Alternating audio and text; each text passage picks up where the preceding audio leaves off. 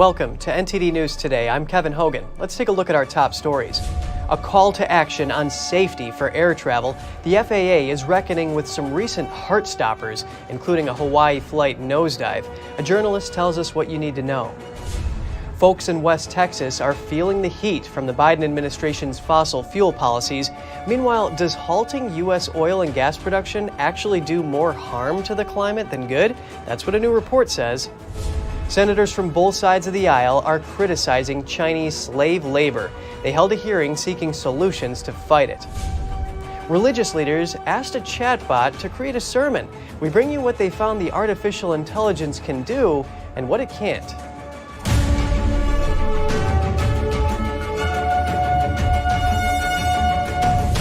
Five former Tennessee police officers have pleaded not guilty for their involvement in the death of Tyree Nichols last month.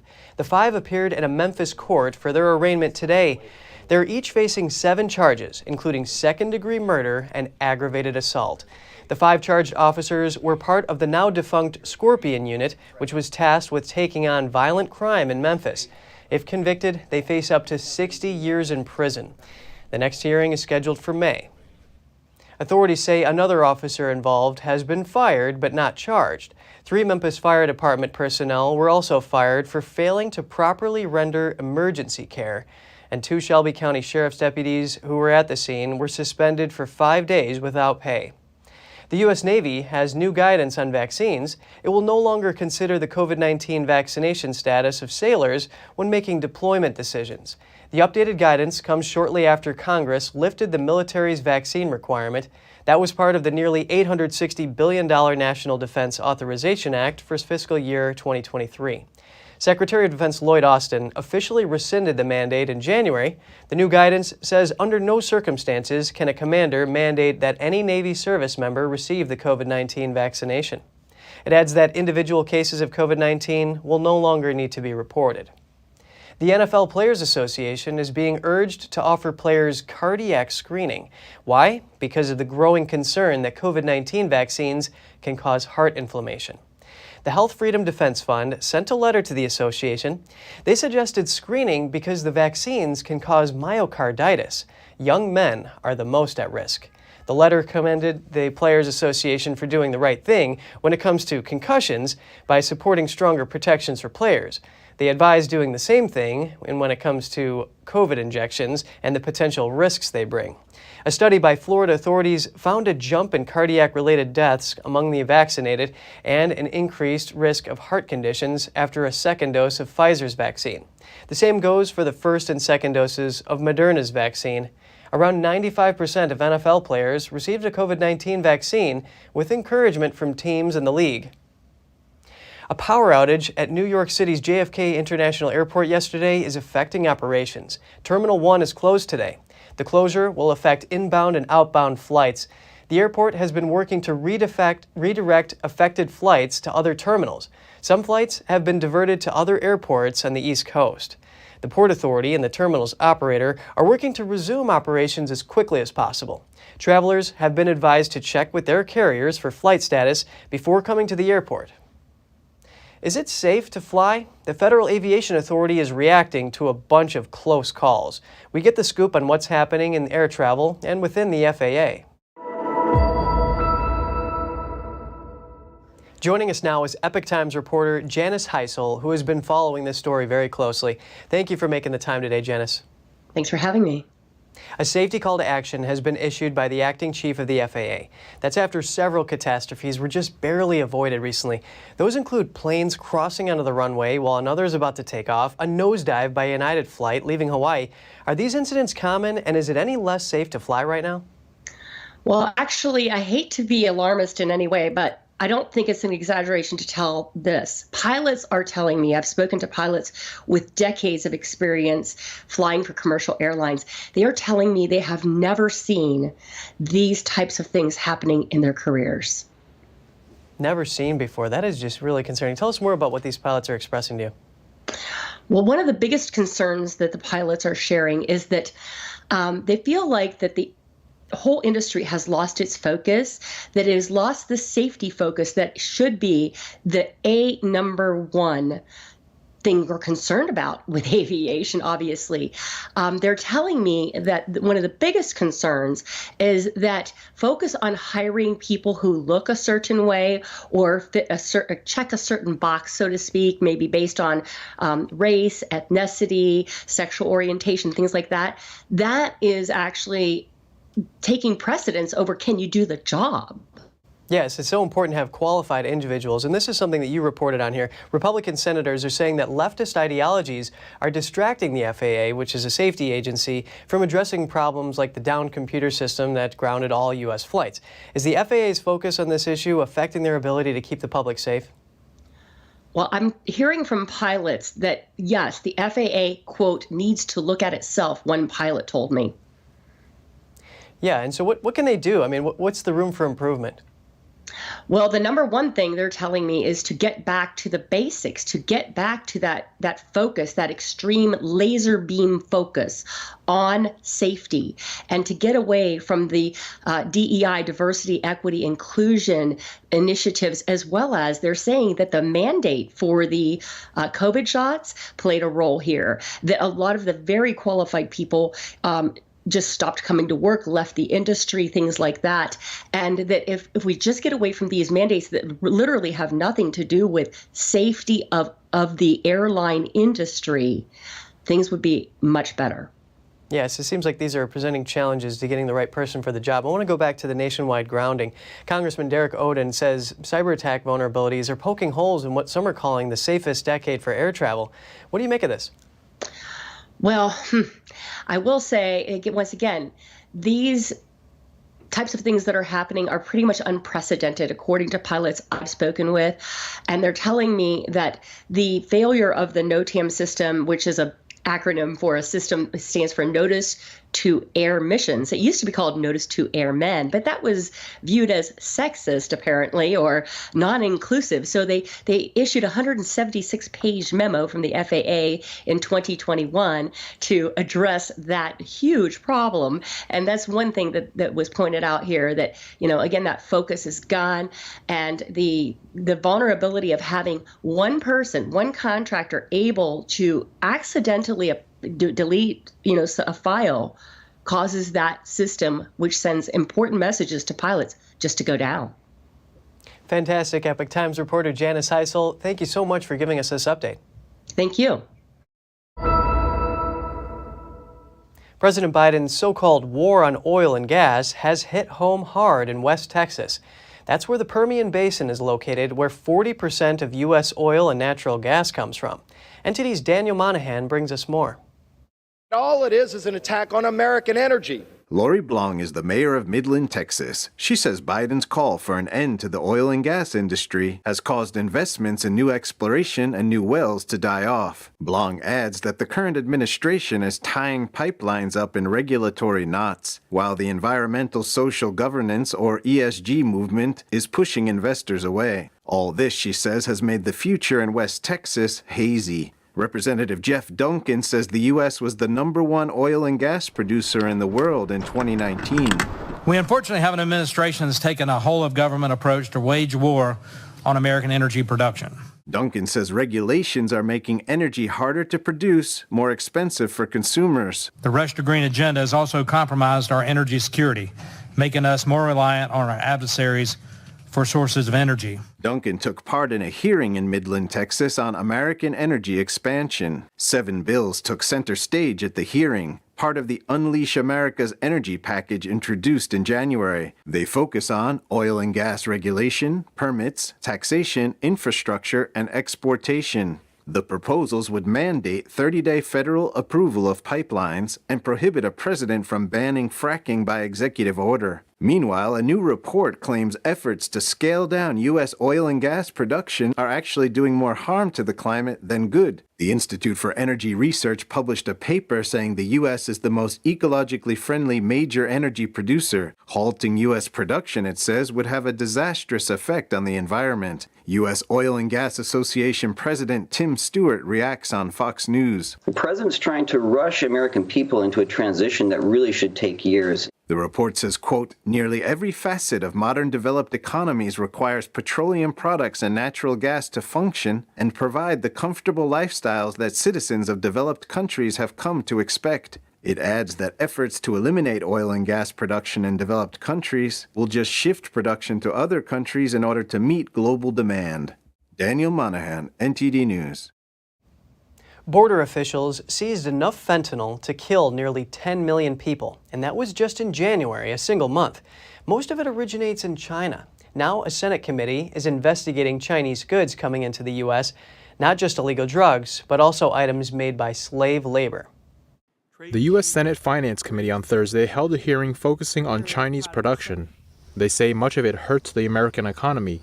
Democratic Senator Ron Wyden led the hearing. You pay poverty wages, you pollute as you please. Chinese companies have been able to flood U.S. markets with cheap goods and undercut all the competition. Throughout the hearing, Republicans and Democrats agreed on the threat China poses to America's industry. Senators sought solutions to limit the harm. We believe here on this committee that American workers are the best in the world, but awful hard to compete with slave labor. What's the effect here at home? Factories shuttered, American jobs lost to China. Wyden says American companies should cut China out of their supply chain. He also stressed that many Uyghur Muslims are being forced into slave labor in Western China. The regime does the same to Falun Gong practitioners and other prisoners of conscience throughout the country. Another issue is counterfeit goods, which are often manufactured in China. Republican Senator Mike Crapo said the U.S. should update customs laws. The last comprehensive update to our customs laws occurred exactly 30 years ago. A smart reform now will not only allow us to seize new opportunities, but also to confront the rise of opportunists. Crapo also pointed out that many illegal drugs are crossing the border into the U.S. He shared numbers of drugs seized by the CBP in January. Over 327 pounds of methamphetamine, 139 pounds of cocaine, and 42 pounds of fentanyl. That's enough fentanyl to kill nearly 10 million people. The bulk of the fentanyl flow into the U.S. originates in China, either directly or in a pre-processed stage. The senator says updating the customs system could prevent illegal items from coming into the U.S. Turning to news from the Supreme Court, the highly anticipated arguments over the pandemic-era Title 42 policy are canceled. This is at the request of the Biden administration. The policy allows the rapid expulsion of illegal immigrants at the border. The Biden administration plans to end the policy, and 19 states filed a challenge. Oral arguments in the case were scheduled for March 1st, but now it's been removed from the calendar. The court offered no explanation or indication of how the justices voted on the matter. The Biden administration had asked the Supreme Court on February 7th to dismiss the challenge. It argued that its plan to terminate the public health emergency on May 11th would make the case moot. Another train derailment, more hazardous materials, same company. A Norfolk Southern train carrying hazardous materials derailed outside of Detroit, Michigan yesterday morning. 6 train cars crashed off the tracks in Van Buren Township just before 9 a.m. local time. Authorities say one train car contained liquid chlorine, but it wasn't one of the cars that overturned and was the first sections to be removed. The fire department found no signs of leaking or damage. Officials say the derailment currently poses no danger to the public and no injuries have been reported. The cause of the accident is not yet known. Now turning to the Ohio train disaster, the Environmental Protection Agency wants to put residents' fears to rest. It's been 2 weeks since the train derailed and spilled toxic chemicals in East Palestine. The agency says tests show the air and water are now safe. NTD's Daniel Monahan brings us more. Here at Leslie Run, and there are dead worms and dead fish all throughout this water. EPA Administrator Michael Regan says he's asking residents in eastern Ohio near the Pennsylvania state line to trust the government. EPA will exercise our oversight and our enforcement authority under the law. Regan says he's confident the technology being used to clean up the mess would protect public health. His visit came a day after residents of East Palestine packed a meeting and demanded to know if they are safe. Ohio EPA Director Ann Vogel says tests are back on the municipal well. The water, we are not showing any evidence of any contaminants. Residents are frustrated by what they say is incomplete and vague information, and some are mistrustful that all proper steps are being taken. We need help. we do? People were getting sick.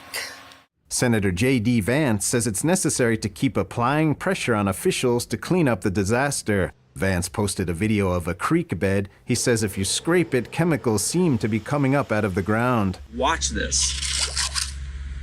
Just see that chemical pop out of the creek. This is disgusting. And the fact that we have not cleaned up the train crash, the fact that these chemicals are still seeping in the ground is an insult to the people who live in East Palestine. And Senator Sherrod Brown says it's important to hold Norfolk Southern accountable. That means accountable for the test for people to move back in, accountable for all the cleanup that will take weeks. Meanwhile, Transport Secretary Pete Buttigieg said on Yahoo Finance Live that train derailments are a frequent occurrence. There are roughly 1,000 cases a year of a train derailing. Buttigieg tweeted that he wants Congress to get involved and address rail safety. Daniel Monahan, NTD News. The Independent reported that the freight train that derailed in East Palestine had broken down only 2 days prior to the accident. Norfolk Southern was also criticized last year for safety breakdowns. This after authorizing $10 billion in stock buybacks for shareholders rather than maintenance. And coming up, Tesla is recalling hundreds of thousands of vehicles for problems with its full self-driving software. Most drivers say they are still unaware of the situation. Get the story after the break.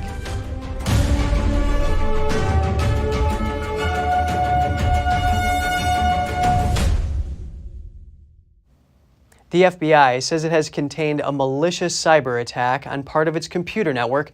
Authorities believe it involved a system the FBI uses to investigate images of child exploitation. Sources say the hack targeted the New York field office, one of the largest FBI offices in the country. It's not yet clear where the attack originated. And YouTube CEO Susan Wojcicki is stepping down. This is after serving the leadership role for nearly a decade. She says it's time to focus on family, health, and personal projects. She made the announcement in a YouTube blog post yesterday. Wojcicki was one of the first employees at YouTube's parent company, Google. The company's two founders worked out of her garage to build the search engine. That was nearly 25 years ago.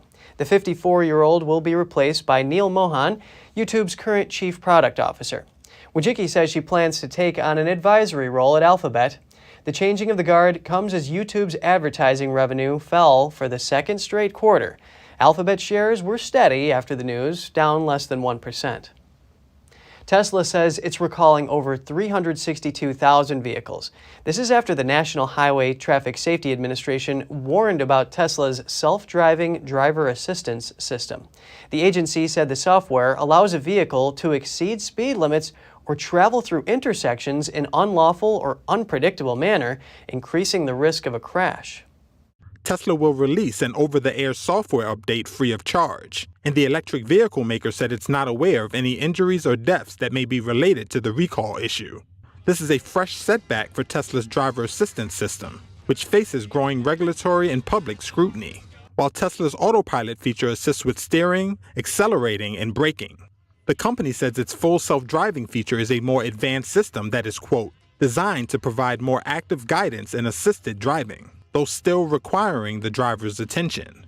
U.S. Senators Ed Markey and Richard Blumenthal, both the Democrats, said the recall was long overdue, adding Tesla must finally stop overstating the real capabilities of its vehicles. The electric car maker could not be reached for comment, but Musk tweeted on Thursday that the word recall for an over-the-air software update is anachronistic and just flat wrong. The news of the recall doesn't seem to have reached Tesla's consumer base. What do American drivers have to say about Tesla's decision?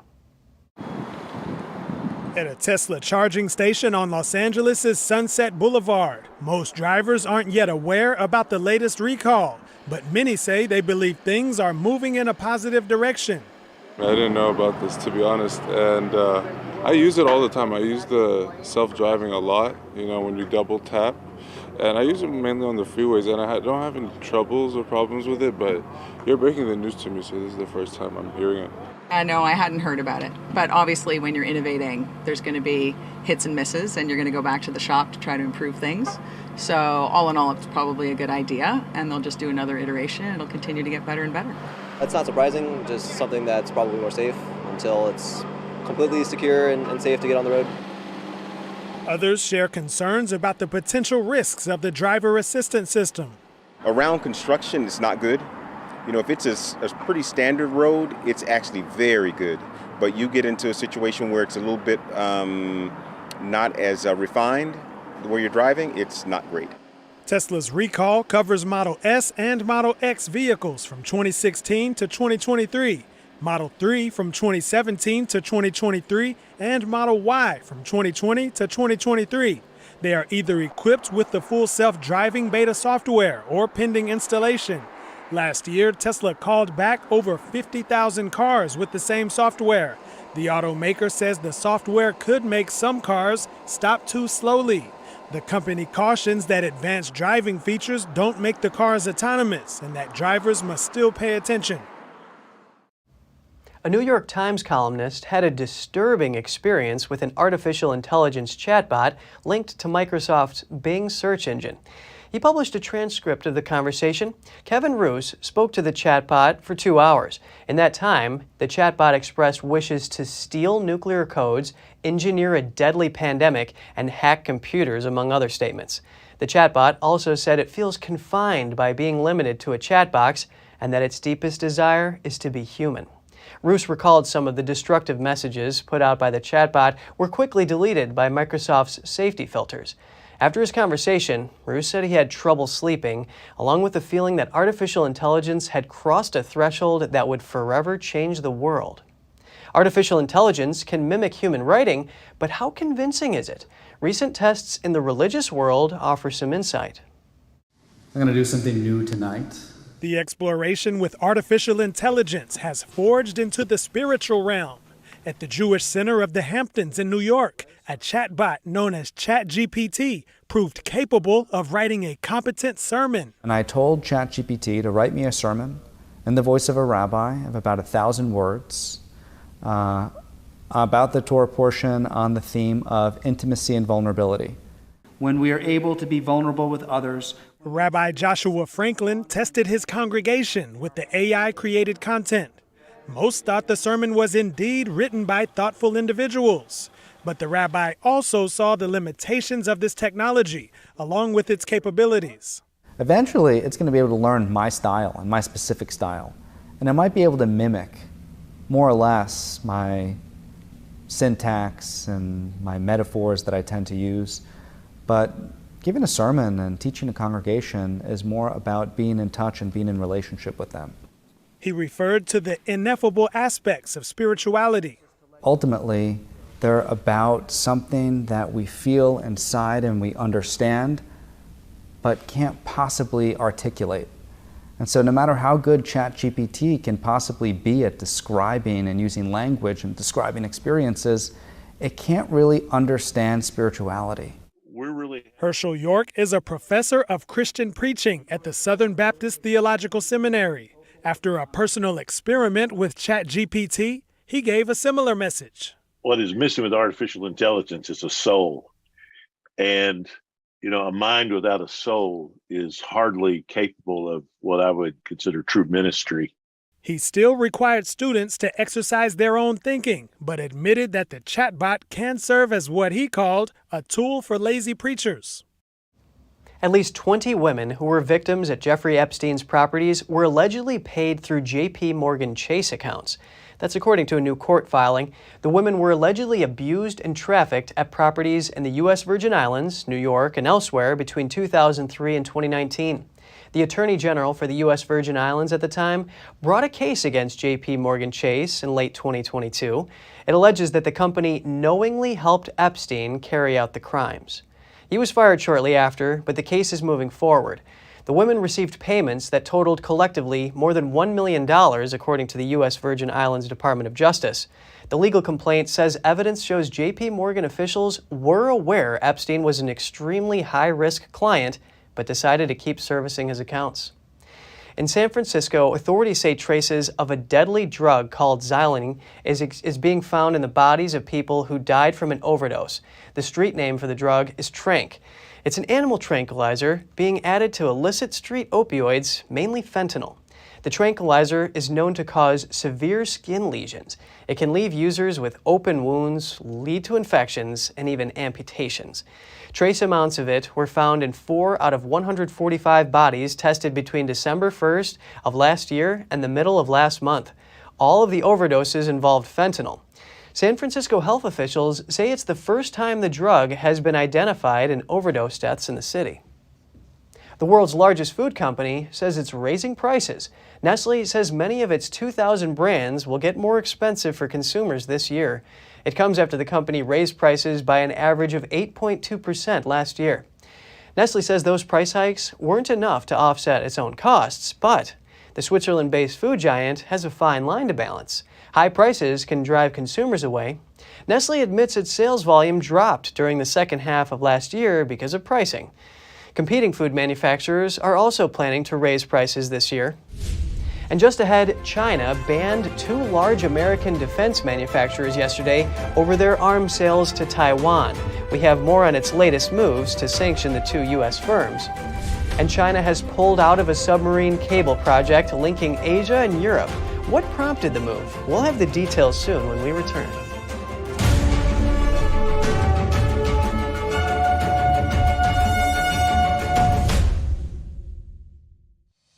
We're entering an unprecedented period of economic turmoil. The economy is unstable, our government is in shambles, and the global war on energy has created a domestic crisis. Americans need a way to protect their financial future. One way to ensure your wealth in retirement is by purchasing physical gold and silver. We can help.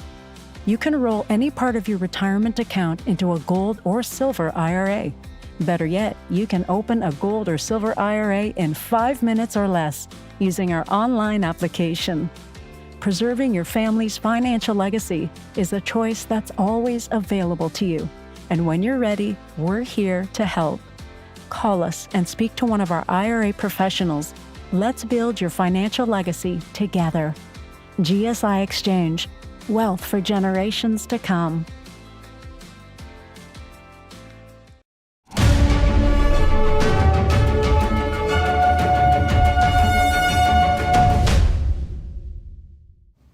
Good to have you back with us. China is banning 2 major American aerospace and defense companies. That was over their arms sales to Taiwan. This marks China's latest sanction against the 2 U.S. firms. China is going after Lockheed Martin and Raytheon, 2 of the biggest aerospace and defense manufacturers in the world. It has put the companies on an unreliable entities list, banning them from imports and exports related to China. These are Beijing's latest sanctions against the 2 U.S. firms. They come after the U.S. military shot down a Chinese spy balloon. Lockheed makes the F-22 Raptor fighter jet, which flew the mission, and Raytheon makes the missile it used to take it down. Beijing warned of countermeasures against relevant U.S. entities that undermine China's sovereignty and security after the incident. Neither company sells defense products to China. Raytheon declined to comment. Lockheed could not be immediately reached for comment. Beijing took several other measures. It banned the companies from further investment in China, barred senior management from entering the country, canceled residence permits for any staff in China, and imposed fines that are double the contracted amounts of the arms sales in Taiwan. More on the downed Chinese spy balloon. The U.S. has pinpointed the balloon's launch site. It allegedly came from a strategic island in southern China. Multiple outlets citing anonymous U.S. officials stating the Chinese spy balloon took off from China's Hainan Island last month, the land mass located off the country's southern coast. That's according to the Washington Post and CBS. But is the island capable of launching this kind of balloon? Rolling Stone magazine identified a launch facility and satellite imagery of the island. Space imaging firm Planet Labs captured those images. It's unclear if the facility is related to the spy balloon Washington shot down earlier this month. But even before news of the balloon, a naval base in Hainan was already on America's intelligence radar. Other countries in the region have also kept it in their sights. The island is known as China's Hawaii, and for good reason. It's a vacation hotspot home to a tropical climate and sandy beaches. But it's also a strategically important location, complete with its own military base. To the east of the island is Taiwan. To the south, the South China Sea. Both of those areas among the most likely battlegrounds for a military conflict in Asia. If Chinese ships or submarines were to deploy from the island, they could travel beyond what's called the First Island Chain. It's made up of a series of land masses that separate mainland China from the deep waters of the Pacific. Those depths are needed to conceal armed submarines from U.S. radar detection and would allow Chinese vessels to approach America's west coast, unseen. Also worth noting, the area to the west of Hainan Island is a major shipping route connecting China to the Middle East for oil trade. In 2020, CNN reported on another satellite image from Planet Labs. It appeared to show a submarine entering a tunnel under the naval base in Hainan. The submarine was a suspected nuclear-powered vessel. A Japanese military expert pointed out that the naval base could accommodate 6 nuclear-powered submarines based on its size. A Chinese aircraft carrier went into service at the naval base in 2019. U.S. Deputy Attorney General Lisa Monaco advises against using the social media app TikTok. The comment came during a speech in London on Thursday. There, Monaco announced a new strike force aimed at protecting American technology. It's a joint effort from the Commerce and Justice Departments. The reason she's specifically concerned about TikTok is because it's owned by one of China's most valuable private companies. And if requested, TikTok would be required to turn over its data to the Chinese regime due to China's national security laws. I don't use TikTok, and I would not advise anybody to do so because of these concerns. And look, the bottom line is China has been quite clear that they are trying to, mold and put forward the use and norms around technologies that advance their and privilege their interests, those interests that are not consistent with our own. The new task force comes amid heightened tensions between Washington and Beijing after the Chinese spy balloon crossed over American airspace. With balloons floating through the sky, it's easy to forget about what's beneath our feet. Information superhighways that quietly traverse the depths of the ocean. Chinese companies withdrew from an undersea cable project. Here's more. Beijing is pulling back from an internet cable project that would link Southeast Asia with Western Europe. It's called the Simi V6 pipeline. To build it, nearly 12,000 miles of subsea cables would be laid, to the tune of $500 million. Last year, 2 of China's top telecom giants decided to step away from the plan and take back their almost 20% investment. Sources say the decision sparked after an American company was chosen over another Chinese firm for a key part of the project. That's as China competes with the United States for control of global undersea cables. They are a unique kind of infrastructure, tasked with transmitting about 95% of the world's intercontinental internet traffic. That means cellular data, video calls, messages, emails, and more. Around 400 cables are in active use today, spanning nearly 870,000 miles. Here's the trouble. Some have raised concerns about espionage, saying that the stations where the cables begin and end are at risk of getting intercepted by foreign adversaries and hackers. Back to the Simi V6 pipeline. A smaller Chinese state-owned company is also still in the plan, though China Unicom has not revealed its investment in the project. A number of non-Chinese companies are also working on it, like Microsoft, Orange, and Telecom Egypt. The project bears a similar scale to the Peace Cable, which links Singapore and France. That pipeline entirely constructed by Chinese companies. Washington has rejected a number of undersea cables since 2020. Officials cite national security concerns, given the lines directly link the U.S. to mainland China or Hong Kong.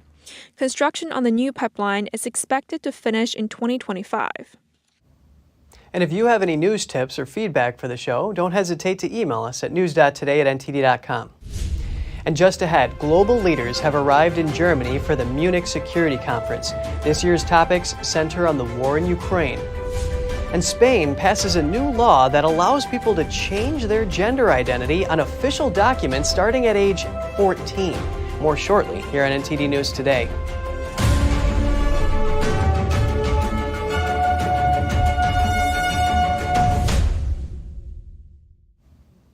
The Munich Security Conference kicks off today in Bavaria, Germany. The meeting is an annual gathering of experts, senior politicians, and heads of state for talks on global security policy. German Chancellor Olaf Scholz and French President Emmanuel Macron have arrived at the venue to meet with other European leaders. Their speeches will follow opening remarks by Ukrainian President Volodymyr Zelensky. Also among the guests are UK Prime Minister Rishi Sunak, European Commission head Ursula von der Leyen, and NATO Secretary General Jens Stoltenberg. Representing the U.S. is Vice President Kamala Harris. Central to this year's security policy talks is the ongoing war in Ukraine. Debates are likely to cover European military buildup, defense spending, and the war's global impact on energy and food prices. This year, for the first time, the organizers didn't send invitations to Russia and Iran. Russian President Vladimir Putin met up with Belarus President Alexander Lukashenko today. The two got together at Putin's residence outside Moscow. Putin says the two leaders and their staff were set to discuss a range of issues, including security and defense. Lukashenko informed Putin that Belarus had made progress in manufacturing microelectronics, which is important as imports have dried up due to Western sanctions. The Belarusian leader also told Putin that his country was ready to assemble assault aircraft. The planes proved effective during the conflict in Ukraine. But Ukraine's president recently warned Lukashenko on BBC that his troops should not fight alongside Russia's. As European demand for U.S. weaponry soars, Scranton's Army ammunition plant in Pennsylvania is in hot demand to produce basic weapons and munitions. The demand includes 155mm artillery rounds, air defenses, communications equipment, shoulder-fired javelin missiles, and drones. The Scranton plant is housed on over 15 acres with 7 buildings and storage capacity of over 500,000 square feet. The focus on high-volume, less costly weapons underscores how the war in Ukraine has reshaped strategic thinking in European capitals, especially regarding how future conflicts could be fought. Visions of high-tech wars reliant on computers have been replaced by the reality of relentless artillery duels and soldiers on the ground. 5 European countries have expressed interest in American supplies, beginning a multi-step acquisition process. It could be a year or more before the weapons are actually delivered. National flags waved in Kosovo's capital as Kosovo celebrated 15 years of independence. The country seeks a normalization deal with Serbia and says it's crucial to stability in the region. The region is still recovering from the ethnic wars in the 1990s. Tensions with Serbia still linger. Roughly 50,000 minority Serbs in North Kosovo refuse to recognize the country's independence. Serbia still deems its former southern province an integral part of its territory, though the region is ruled by Kosovo. U.S. and European Union envoys are pressing the countries to approve a peace plan under which Serbia would stop lobbying against Kosovo having a seat in international organizations, and Kosovo would provide more autonomy for Serbs in the north. President Biden has urged Kosovo to accept the peace deal. Normalization of relations is one of the key conditions for Serbia and Kosovo to progress towards EU membership. In Germany, over 2,000 flights were canceled today. That's as workers at 7 major airports go on strike. Unionized workers are pressing for higher wages. They demand a 10% wage increase, or at least $500 a month. The union says there was little progress in bargaining efforts. They announced the strike on Wednesday. The union threatened more strikes and a summer of chaos if their demands are not being met. The cancellations are affecting almost 300,000 passengers. German airline Lufthansa previously said such strikes cost them over $10 million a day. The carrier declined to give an estimate of the cost of today's strike. A new law in Spain allows people to change their gender on identification documents from the age of 14. This is without the need for psychological or other medical appraisals. Spain's parliament gave the new trans law its final seal of approval yesterday. The bill has been heavily criticized by the conservative opposition, by activists, and some feminists. Critics say it puts women at risk because it could be used by predatory men to gain access to single-sex spaces such as toilets or changing rooms. Now turning our attention to the UK. Prime Minister Rishi Sunak is meeting with Bill Gates to discuss their shared priorities. Their focus is net zero and sustainable investments. In a private meeting, they spoke about the strategic challenges facing the world. NTD's Malcolm Hudson has more. Prime Minister Rishi Sunak on Wednesday met with Microsoft co-founder Bill Gates in central London. Sunak said he and Gates were discussing their shared priorities. I'm here at Imperial College with Bill Gates, where we've been talking about our shared priorities and securing the UK status as a science superpower. Also welcome today's announcement of billions of pounds of extra private funding for our best clean tech companies. Bill and I met some of the innovative startups here at Imperial College earlier. It's fantastic to see these researchers, scientists, business people solving the challenges of net zero and creating jobs in the process. The two global leaders met at Clean Tech for UK, a coalition aiming to open the door to a new generation of green technology startups. It's backed by more than £6 billion of private funding, and it's supported by Gates' sustainable energy programme, Breakthrough Energy. Sunak said the investment would help the UK meet net zero greenhouse gas emissions by 2050, and that the visit is tied with his desire to see more innovation in the economy to help spark growth. It comes after Sunak reshaped Whitehall earlier this month. He dismantled the former Department for Business, Energy and Industrial Strategy to create 3 distinct departments for innovation, energy security and business. Sunak added that his priority to grow the economy means it's important to get the science and innovation right. Gates said, "The UK has all the ingredients to become a major player in the global push to build a net zero emissions future." Despite being a vocal climate activist, Gates owns 4 private jets, a seaplane and a helicopter. He recently told the BBC he's not part of the problem, saying he invests in carbon capture technology to offset his family's emissions. Number 10 said Sunak and Gates also had a private meeting about the strategic challenges facing the world. Malcolm Hudson, NTD News. Members of European Parliament voted to ban petrol and diesel cars, but the switch to electric vehicles comes at a high cost. In France, while the government is dishing out subsidies to promote EVs, the electric transition is held back by a lack of charging stations. NTD's France correspondent David Vives has the story. The French government says by late spring, France will have 100,000 public electric vehicle charging stations installed. It would be a milestone for the country's electric mobility transition. 70% of electric vehicle owners charge their batteries at home and at night. But if they are to drive long distances, those charging points are essential. Despite the achievement, it's not a time to celebrate though. Economist Philippe Murer says there are several issues the government fails to address. You are going to have some very practical problems that they don't think about. It costs a lot of money to install a charging station, to dig a hole, to install the station. When everyone goes on holiday on the road to Bordeaux or on the road to Marseille, everyone will have to recharge their electric cars at the same time. They will all have to find a charging station. You know that in California, while they have really pushed for electric cars and renewable energies, there are queues at times of 10 cars to reach the charging station, and there are journalists who have reported this problem. A recent study by European consultancy firm LCP Delta suggests France would need up to 650,000 public charging stations by 2030, 8 times more than compared with today. Adding this number to the home charging points, there would be over 6 million stations across France, which would mean charging points as far as the eye can see. But there's more.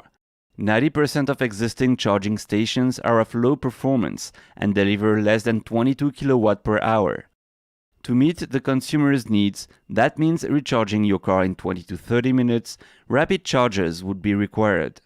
Murer says that this would require a much more developed electric infrastructure. The other problem is that you are going to break the power grid, because when all the electric cars are charging with fast chargers to continue with their holiday journey, then you'll break the power grid.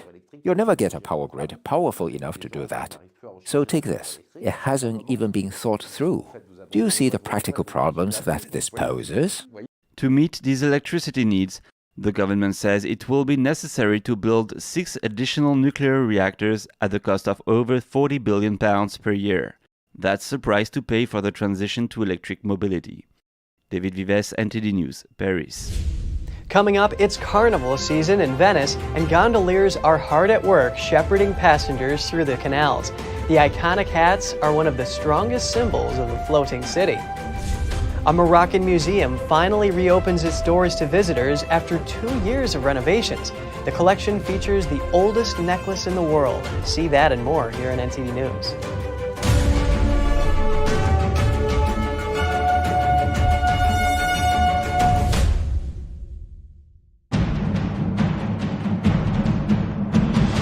A performance that truly matters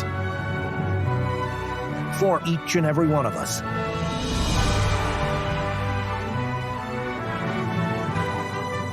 This is what you've been waiting for. See it at least once in your lifetime. Get tickets now at shenyun.com. Freedom is not free, and neither is the truth. In order to bring you the facts, our reporters are out there on the front lines getting the true story. Some of them served 10 years of prison in China. We've been censored on social media. Our Hong Kong printing offices were set on fire, and we've been repeatedly attacked by the Chinese Communist Party. But no matter what, we believe that you deserve the truth, and so we'll continue to bring the truth to light. Head on over to getepic.com and try honest journalism that is based in truth and tradition. We'd love to have you on board.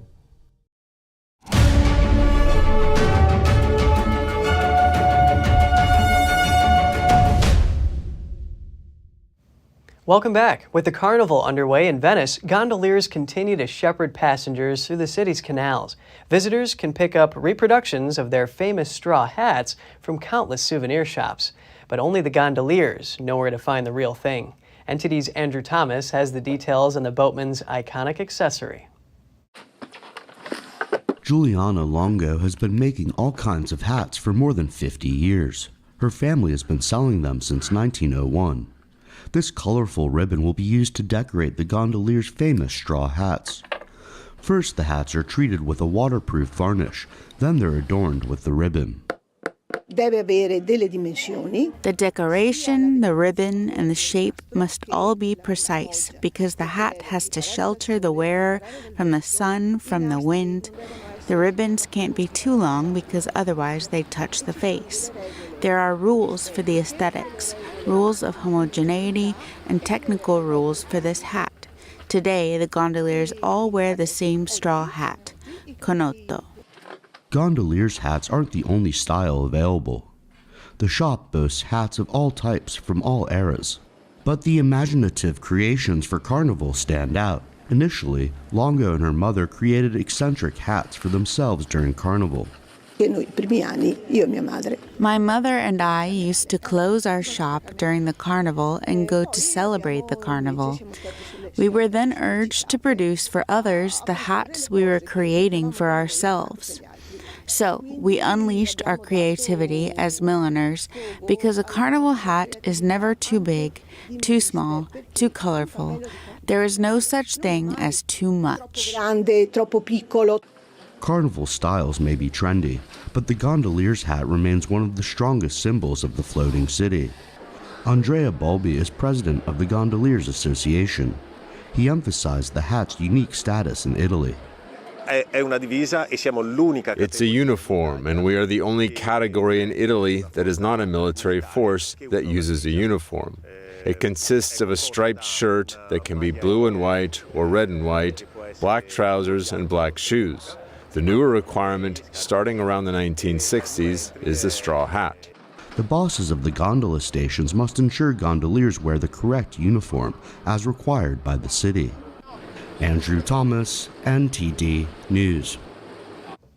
A museum in Morocco has finally reopened its doors to visitors after 2 years of renovations. One of the highlights of the collection is the oldest necklace in the world. NTD's Andrew Thomas has more on the ancient accessory. The Bismuth necklace is the oldest piece of jewelry in the world. It's on display at the National Finery Museum in Rabat, Morocco. The oldest piece displayed here is the Bisman necklace, which is the oldest jewelry in the world, not only in Morocco, and it dates back 150,000 years. It was discovered in recent excavations in the Bisman cave near Essaouira. Thanks to it, we can start studying it and learn about the development of historical jewelry. Before hosting exhibitions, the museum was a royal residence in the 17th century. The building was established as a princely residence in the 17th century by the Sultan, which was used as a princely residence for his son, who was then the governor of the city of Rabat. The building has an architectural character that mixes between the Moroccan character and the Andalusian character. The building has been a museum since 1915.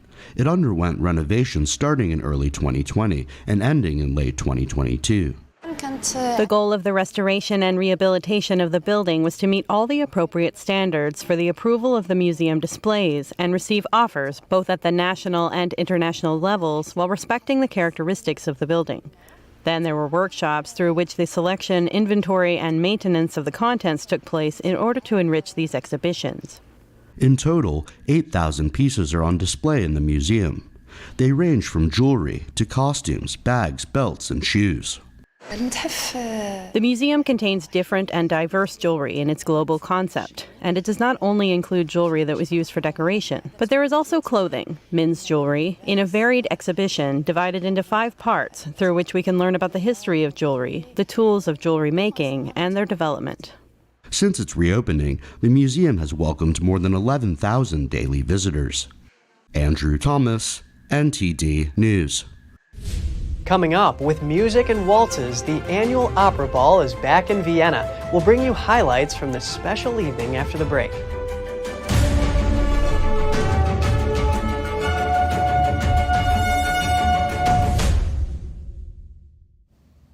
After a 2-year pandemic hiatus, Vienna's annual Opera Ball welcomes new pairs of debutantes as well as celebrities from around the world. Dressed in white gowns and white tie suits, young men and women make their debut at this traditional dance. About 150 debutante couples between the ages of 18 and 25 rehearsed for months to prepare for the big event. The event featured opera and ballet performances, including children's ballet, choir, and violin solos. Visitors walked down the red carpet to the ballroom. Among the guests were the Austrian Chancellor and President. After the performances, the guests enjoyed an evening of dancing. The event boasts a decades-long history in Vienna. The first opera ball was held in 1935. Since 1956, the official ball has been canceled only 3 times. In 1991 due to the Gulf War, and in 2021 and 2022 due to the COVID-19 pandemic. You're never too old for adventures. A UK care home resident has made her wish of riding on a zip line come true. But she took it to the next level by riding on the fastest zip line in the world. Sally Webster is an 85-year-old resident from Dewater Grange Care Home in Chester, England. Together with her daughter Juliet, she zipped across the sky at a whopping 100 miles per hour in Wales on Tuesday. The nearly 1-mile-long zip line at Zip World Velocity 2 near Bethesda in North Wales is the fastest in the world and the longest in Europe. But Sally is no stranger to the skies. She paraglided over Morzine in the French Alps when she was in her mid-60s. An initiative called Wishing Tree by Care UK allows care home residents to suggest new hobbies or activities they would like to try, making it possible for Sally to soar above the ground once again. Sally says the 500-foot above ground experience was breathtaking. The elder says she was most fascinated by the views and would be more than happy to do it again. It took more than a century, but a letter addressed to a South London flat finally reached its destination. The current occupant, Finlay Glenn, saw the year 16 on the envelope and assumed it meant 2016, until he noticed the stamp featured King George V instead of Queen Elizabeth II. The letter was written by the daughter of a sea merchant and was addressed to the wife of a local stamp magnate with the salutation, "My dear Katie." She wrote about a family holiday in Bath and said she was suffering with a very heavy cold. A local magazine is putting together an article about the discovery, but what happened to the letter is still a mystery. Eating properly and staying active do more than help you live longer and feel better. They can also keep your eyesight sharper as you age. Here's Gina Marie with Strong Mind and Body.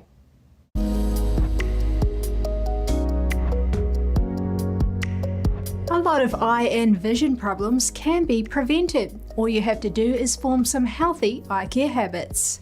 Let's go through some of the best things you can do every day to keep your vision sharp, starting with limiting eye rubbing. Hands and fingers are exposed to a lot of dirt, dust, and bacteria. This can easily be transferred to your eyes when you touch them. If you have a pre-existing condition, rubbing your eyes can make it worse. Glaucoma can be aggravated by rubbing.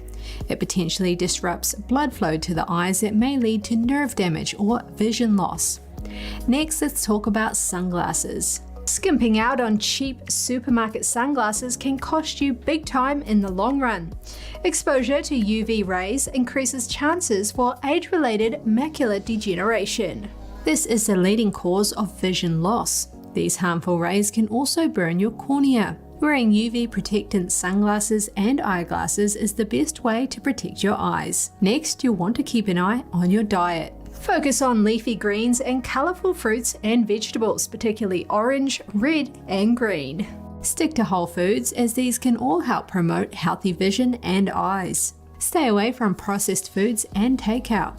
These are filled with toxic seed oils, sugar, and refined wheat. Staying well hydrated helps also. Next, let's look at computers. Keep computer monitors and tablets at arm's length to prevent eye straining. Also, keep screens at roughly 20 degrees below eye level or at eye level. And finally, get active. The more active you are, the healthier your eyes are. Activity helps to lower the risk for type 2 diabetes and heart disease, two conditions with a heavy influence on your vision. That's all for today's program. We're really glad to have you with us. Please send us an email if you'd like to tell us something. We're going to put it on screen. For podcasters, that's news.today@ntd.com. I'm Kevin Hogan, NTD News, New York City.